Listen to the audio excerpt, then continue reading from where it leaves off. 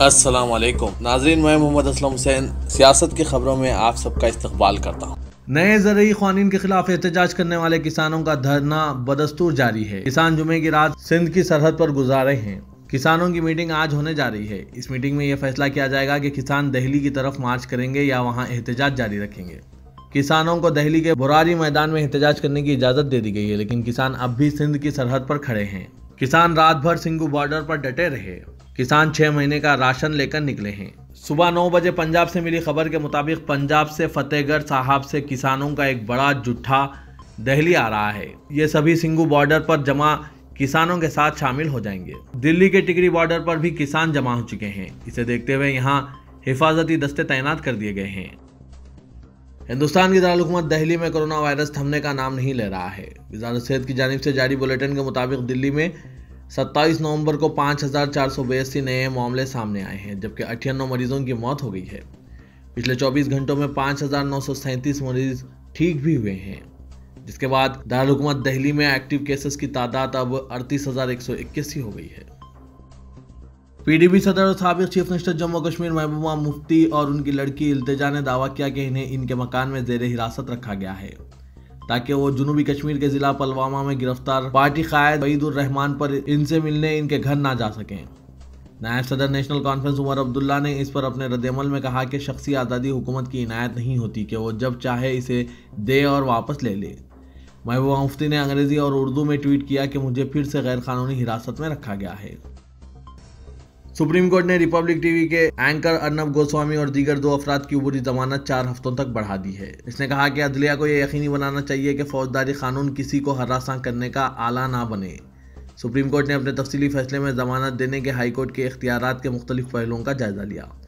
Republic TV के editor in chief Arnab Goswami, national Sharda और फेरोज मोहम्मद शेख को महाराष्ट्र के जिला रायगढ़ की अलीबाग पुलिस ने 4 नवंबर को गिरफ्तार किया था। बॉम्बे हाई कोर्ट ने बीएमसी की जानिब से कंगना रनावत के बंगले के हिस्से को मुनहदिम करने की कार्रवाई को गैर कानूनी करार दिया और कहा कि यह बददियानती से किया गया। जस्टिस SJ कथावा कहा कि इन्हदामी कार्रवाई खिलाफ कानून थी और कहा कि यह गलत बुनियादों पर की गई और शहरियों के हुकूक के खिलाफ है। ये कहते हुए कि वो हुक्काम को किसी भी शहरी के खिलाफ ताकत इस्तेमाल करने की इजाज़त नहीं देती। हाई कोर्ट ने यह भी कहा कि यह केस रनावत को नुकसानात की पाबंदी के लिए मुआवजा अदा करने के लिए मौजू है। हिंदुस्तान में कोरोना इन्फेक्शन के बढ़ते मामलों के दरमियान सुप्रीम कोर्ट मरकजी और रियासती हुकूमतों की लापरवाही के सबब नाराज नजर आ रही है। लगातार कोरोना केसेस में इजाफा और अमवात की बढ़ती तादाद के बावजूद कई मुकामात पर लोग लापरवाही कर रहे हैं और सोशल डिस्टेंसिंग पर अमल ना करने के साथ साथ मास्क लगाने से भी गुरेज कर रहे हैं। इन हालात के पेश नज़र सुप्रीम कोर्ट ने मरकजी और रियासती हुकूमत के खिलाफ नाराजगी का इजहार किया है। सुप्रीम कोर्ट का कहना है कि 80% लोग बगैर मास्क के घूम रहे हैं। रियासती और मरकजी हुकूमत को इस सिलसिले में कोई फिक्र नहीं है। हुकूमत की जानिब से सिर्फ SOP बना दिया गया है। दरअसल अदालत उज़्मा आज मुल्क में कोरोना के इलाज से मुतालिक इंतजामात पर समाअत कर रही थी। सुप्रीम कोर्ट ने कोरोना की रोकथाम में रियासतों की लापरवाही पर नाराजगी जाहिर की और कहा कि हम यहाँ समाअत कर रहे हैं और बाहर 80% लोग या तो बगैर मास्क के घूम रहे हैं या इससे मुंह से नीचे लटका रखा है। हुकूमत ने बस SOP बना दिया है। अमेरिकी सदर डोनाल्ड ट्रंप ने कहा है कि इलेक्टोरल कॉलेज की जानिब से जो बाइडेन की फतेह की तौसीक होते ही वो व्हाइट हाउस खाली कर देंगे। तमाम इलेक्टर्स अपनी अपनी रियासतों में 14 दिसंबर को जमा होकर सदर और नायब सदर का इंतखाब करेंगे। वाज़ेह के 3 नवंबर को सदारती इंतखाबात में जोसेफ बाइडेन को सदर ट्रंप पर नाकाबिल शिकस्त सबकत हासिल है। जो बाइडेन ने इलेक्टोरल वोटों की तादाद जहां 306 है, वहीं ट्रंप के इलेक्टोरल वोटों की तादाद 232 है। इस तरह देखा जाए तो ट्रंप ने अंजाम कार अपनी शिकस्त को मान लेने का रास्ता ढूंढ लिया है। फ़लस्तीन अथॉरिटी की हुकूमत के फैसले के मुताबिक मगरबी किनारे में कोरोना वायरस के फैलाव को कम करने के लिए जुमे की सुबह से 48 घंटों के लिए मुकम्मल लॉकडाउन कर दिया गया है। फ़लस्तीनी अथॉरिटी के वज़ारत दाखिला के तर्जुमान गस्सान उमर ने बताया कि मौजूदा हफ्ते के दौरान शहरियों में इन्फेक्शन की सबसे ज़्यादा शरह रिकॉर्ड करने के बाद कोरोना वायरस का मुकाबला करने के हुकूमती मनसूबे के तहत यह लॉकडाउन इतवार तक जारी रहेगा। उमर ने वजाहत की कि लॉकडाउन में ज़िंदगी के तमाम पहलू शामिल हैं और सिर्फ बेकरियों और फार्मेसियों को ही खोलने की इजाज़त होगी। ग्रेटर हैदराबाद बल्दी इंतखाबात की इंतखाबी मुहिम को महज 2 दिन बाकी रह गए हैं। ऐसे में TRS के तरक्याती एजेंडे को अवाम की गैर मामूली तायद हासिल हो रही है। बीजेपी ने एक तरफ फिरकावाराना एजेंडे के जरिए माहौल को बिगाड़ने की कोशिश की ताकि मजहब की बुनियाद पर राय दहिंदों को मुनक़सिम करते हुए सियासी फ़ायदा हासिल किया जाए। बीजेपी ने कौमी कायदीन को इंतखाबी मुहिम में शामिल करते हुए शुमाली हिंद की रियासतों की तरह हैदराबाद में भगवा परचम लहराने का मंसूबा तैयार किया है, जिसका अवाम के दरमियान खुलकर इजहार किया गया। इब्तिदा में राय दहिंदे बीजेपी के एजेंडे से किसी कदर खायफ थे, क्योंकि उन्हें हैदराबाद में अमन व अमान की सूरत हाल बिगड़ने का खतरा दिखाई दे रहा था। लेकिन हुकूमत ने फिरके वाराना नवीयत की तकारीर पर कड़ी नज़र रखते हुए सूरत हाल को ख़राब होने से बचा लिया। इलेक्शन कमीशन ने भी सियासी पार्टियों और उम्मीदवारों को पाबंद किया है कि वो ज़ाब्ता अखलाक की पाबंदी करें और फिरके वाराना नवीयत और इश्तियाल अंगेज़ तकारीर से गुरेज करें। इंतखाबी मुहिम के अख्तितामी मरहले में राय दहिंदे वोट के इस्तेमाल के बारे में फैसला करते हुए हैदराबाद के 150 बल्दी डिवीजन में अवाम ने फिरका परस्त ताकतों की हौसला अफजाई न करने का फैसला कर लिया है।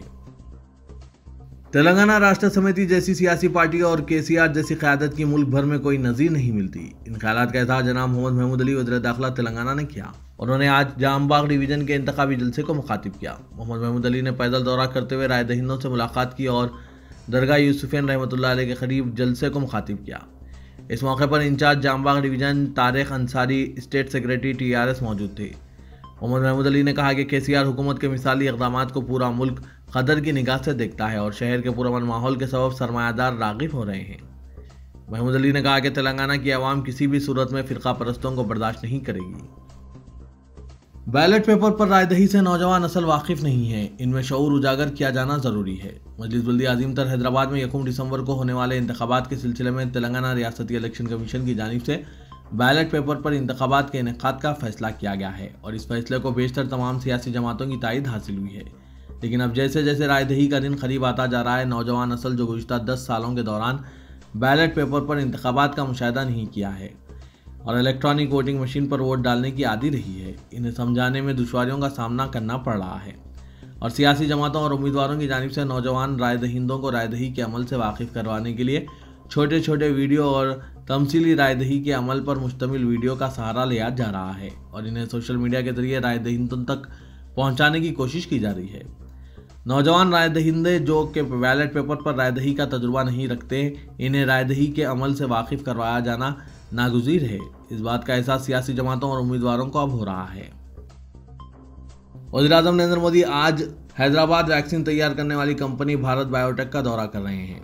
मुल्क में कोविड-19 वैक्सीन की तैयारी के इक़दामात का जायजा लेने के मकसद के तहत शहरों के अपने सह रोज़ा दौरे को एक हिस्से के तौर पर वो हैदराबाद आ रहे हैं।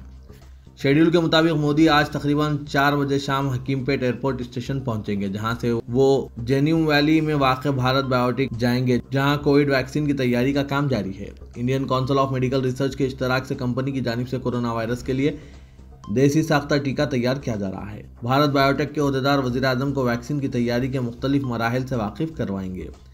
मुल्क भर के मुख्तलिफ मराकिज़ पर कंपनी की जानिब से वैक्सीन की तिब्बी तजुर्बात का तीसरा मरहला किया जा रहा है। मोदी तौक़े है कि वैक्सीन की तैयारी के प्लांट में कम से कम 1 घंटा गुजारेंगे और 5:10 पर दिल्ली वापस हो जाएंगे।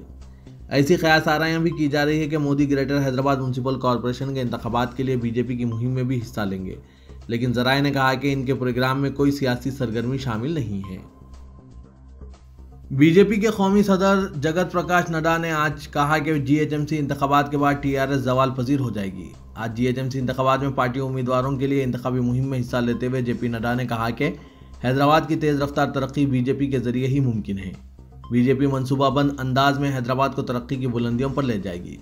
न सिर्फ बुनियादी मसाइल हल किए जाएंगे बल्कि अवाम का मियार ज़िंदगी भी बुलंद किया जाएगा। मरकज़ी हुकूमत की जानिब से अवाम की फलाह व बहबूद और इनकी तरक्की के लिए शुरू की गई स्कीमों से तेलंगाना अवाम को मुस्तफ़ीद कराया जाएगा। उन्होंने तौक़े ज़ाहिर की कि हैदराबाद के अवाम बीजेपी को कामयाबी से हमकिनार कराएंगे। JP नड्डा ने कहा कि बीजेपी मीटिंग में जिस अंदाज में अवाम ने शिरकत की है, इसको देखते हुए कहा जा सकता है कि अब TRS का काम तमाम हो चुका है। अब TRS के ड्रामों का खात्मा हो जाएगा। आज मुझे ये ग्रेटर हैदराबाद के म्युनिसिपल कॉरपोरेशन के चुनाव में आने का मौका मिला है और इस बारिश में इतनी बड़ी संख्या में आप सब आए हैं, ये अपने आप में केसीआर को संदेश दे रहा है कि तुम्हारे जाने की बारी आ गई है और भारतीय जनता पार्टी की आने की बारी आ गई है। सदर TPCC N उत्तम कुमार रेड्डी ने TRS और बीजेपी पर कोविड-19 वैक्सीन को GHMC इंतखाबात से जोड़ने का इल्जाम आयद करते हुए कहा कि दोनों जमातें राय दहिंदों को धमका रही है कि अगर इन्हें वोट नहीं दिया गया तो इन्हें वैक्सीन नहीं मिलेगा। उत्तम कुमार रेड्डी आज शहर के मुख्तलिफ मुकामात MS मख्ता, मलकपेट और खैरताबाद में कांग्रेस उम्मीदवारों की तायद में रोड शो कर रहे थे। उन्होंने कहा कि मरकज की बीजेपी और रियासत की TRS हुकूमत तेलंगाना में 3 लाख कोरोना केसेस और 1500 अमवात के लिए जिम्मेदार हैं। बिलखुसूस हैदराबाद में लाखों अफराद अपनी मुलाजमतों से महरूम हो गए हैं। चुनांचे उन्होंने TRS, बीजेपी और MIM को वोट न देने की अपील की, जिन्होंने गैर मनसूबाबंद लॉकडाउन नाफिज करते हुए अवाम को परेशान किया है। बीजेपी के रुकने असेंबली राजा सिंह के खिलाफ आज शहर की कोकटपल्ली हाउसिंग बोर्ड कॉलोनी में मुजाहरे किए गए। रुकने असेंबली राजा सिंह बालाजी नगर डिवीजन में रोड शो कर रहे थे। ऐन इसी वक्त TRS के मुकामी कायदीन और कारकुन भी वहां जमा हो गए और बीजेपी के खिलाफ नारे लगाते हुए रुकने असेंबली से वहां से चले जाने के लिए मुतालबा किया, जिसके बाद कुछ देर तक इस इलाके में कशीदगी देखी गई। दोनों जमातों के कारकुनों ने एक दूसरे के खिलाफ नारे लगाए, ताहम पुलिस ने मुदाखलत करते हुए दोनों जमातों के कारकुनों को मुंतशिर कर दिया। तेलंगाना बीजेपी के कायदीन ने आज राजभवन में रियासती गवर्नर डॉक्टर T. सौंदराराजन से मुलाकात करते हुए एक याददाश्त पेश की और मुतालबा किया है कि गैर समाजी अनासिर की जानिब से हैदराबाद में मसाइल पैदा करने की इत्तलात के दरमियान शहर में लॉ एंड ऑर्डर की सूरत हाल पर निगरानी के लिए स्पेशल फोर्सेस मुतय्यन किए जाएं। पार्टी ने GHMC के आज़ादाना और मुनसिफाना इंतखाबात को यकीनी बनाने के लिए खुसूसी मुबस्सिरीन के तकर्रुर का भी मुतालबा किया। रियासती वजीर बल्दी नज़वरस व कारगुजार सदर TRS KT रामाराव ने कहा है कि रुकूमात खर्च करने का नाम तरक्की नहीं है। खुशहाली मियार ज़िंदगी बुलंद करने के लिए नज़रियात को अमली रूप देना हकीकी तरक्की है। आज जुबली हिल्स में मुनक़िदा रियल इस्टेट समिट से खिताब करते हुए उन्होंने कहा कि इस्लाहात इख्तियार करते हुए फलाही स्कीमों से ज़मीनी सतह पर अवाम को फ़ायदा पहुँचाना हुकूमत का मकसद है। ये उमूर इसी वक्त मुमकिन है जब रियासत में मजबूत व मुस्तहकम हुकूमत होगी। मजबूत हुकूमत की मौजूदगी खानगी शोबे को अफरा तफरी की नज़र होने से महफूज रख सकती है। KT रामाराव ने कहा कि रियासत का जुमला रुकबा 1,12,000 मुरब्बा किलोमीटर है। हुकूमत का एहसास है कि शहरों देहातियों में अराजियात जायदादों की कीमतों का तयीन किया जाना ज़रूरी है। रुकनी असेंबली चंद्रान गुट्टा व कायदे मजलिस मुकर्ररा पार्टी अकबरुद्दीन अवैसी ने कहा कि जमात मजहब या मतलब की सियासत नहीं करती बल्कि मकसद की सियासत करती है और अहिया से लेकर आज तक जिन मकासद को लेकर जमात आगे बढ़ी है इनका हुसूल यकीनी बनाया गया। जमात ने मरकज सियासी का नारा दिया। आज इस नारे को मुल्क की दूसरी रियासतों तक वसअत दिया जा रहा है और हमारे पैगाम को महाराष्ट्र के बाद बिहार, उत्तर प्रदेश और दूसरी रियासतों में कबूल किया जा रहा है। ओवैसी ने मुआशी पसमानदगी के खात्मा और तालीमी पसमानदगी को दूर करने का नारा लगाया और जहां खुद से मुतअद्दिद काम इस सिलसिले में किए जा रहे हैं वहीं हुकूमतों को भी मजबूर किया जाने का दावा किया है। रुकने पार्लियामेंट हैदराबाद व सदर मजलिस इत्तेहादुल मुस्लिमीन असदुद्दीन अवैसी ने कहा है कि मौजूदा बल्दी इंतखाबात पर तय करेंगे हैदराबाद में कौन सी जहनियत कामयाब होगी। शहर में बीजेपी को नफरत की बुनियाद पर कामयाब होने नहीं दिया जाएगा। कांग्रेस एक भी नशिस्त पर कामयाब नहीं हो सकेगी।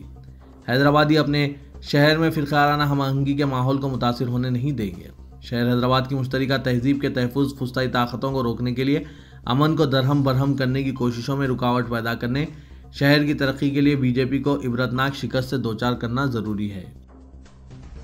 मरकजी वज़ीर दाखिला अमित शाह आज हैदराबाद पहुंच रहे हैं। हैदराबाद में बल्दिया के इंतखाबात की मुहिम शुरू करने से कबल मरकजी वज़ीर भाग्यनगर मंदिर में दर्शन करके अपनी इंतखाबी मुहिम का आगाज़ करेंगे। वज़ीर दाखिला अमित शाह सबसे पहले भाग्यनगर मंदिर जाएंगे, फिर इसके बाद वो सनत नगर, खैरताबाद और जुबली हिल्स इलाके में रोड शो करेंगे। भाग्यनगर मंदिर को लेकर तेलंगाना के बीजेपी सदर बंडी संजय ने कहा कि कुछ लोग कह रहे थे कि भाग्यनगर मंदिर ही क्यों। मैंने कहा कि भाग्यनगर मंदिर क्यों नहीं, क्या वो पाकिस्तान में है? वो कह रहे हैं कि इससे भारत हिंदुस्तान के बीच तनाव होगा। क्यों, क्या आप कह रहे हैं कि मंदिर पाकिस्तान में है? अगर वो हाँ कहते हैं तो हम गैर कानूनी तौर पर रहने वाले रोहिंग्या, पाकिस्तानियों और अफगानियों के खिलाफ सर्जिकल स्ट्राइक करेंगे।